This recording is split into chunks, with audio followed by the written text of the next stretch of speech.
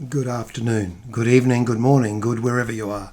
This is number 3 on the Lord's Prayer with Simon McIntyre. We talked at the end of the last one, after we'd read out the Gospel of Luke's version of the Lord's Prayer, we talked a little bit about context. I'll just repeat those 3 thoughts. Context frames, defines and interprets for us. That's how it sets itself. So, first of all, some thoughts of the context of Matthew, and then in one of the episodes we'll do some thoughts on the context of Luke. First of all, Matthew's referring to a teaching on prayer. And prayer was a taught practice. We tend to rely upon extemporaneous prayer. They were tended to be taught.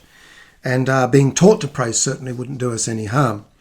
Jesus teaches his disciples to pray, but a little bit differently. Now look, the term Heavenly Father wasn't unknown. It was used by various people in the Judaic tradition. However, Abba Father, that was a whole nother ball game. And that assumed a personal and, I don't like this next word, but it's the only one appropriate, a more intimate connection. It just assumes those things. Abba Father. Some write it as Daddy, Daddy. I haven't quite got round to that. Father's good for me, but to some, Daddy, Daddy works. More power to you if it does. So prayer was generally seen as a regular practice. You'll see in the scriptures, in the book of Acts, at various occasions, in Matthew and the Psalms, and other occasions, you'll see that prayer was talked about as the time of prayer or at the time of prayer. And but the problem with that is it can always incline toward duty. So when Jesus refers to regularity, he's not actually talking, well, actually, maybe it's better said like this. Regularity isn't being questioned by Jesus. Motive is.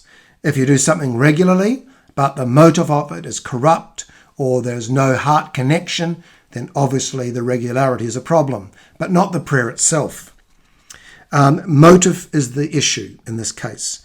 A time for prayer would not hurt us, as most people have a rhythm that works best for them. Some of you pray better in the morning, some in the afternoon, some in the evening, some pray better in the night. We need to find whatever rhythm works for us and make our prayer work for us there. And by the way, a discipline in prayer will never harm any of us. It actually holds us to account. Also, there's the assumption that there are different kinds of prayers. And obviously the disciples had heard various kinds of prayers and blessings, some for specific occasions. The great blessing from Numbers 6 is appropriate for some occasions, not so good for others.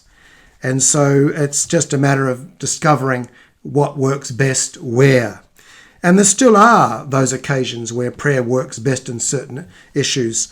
Also, reciting a prayer is no guarantee of heart engagement, but neither is the opposite. Just because you recite doesn't mean your heart's not engaged.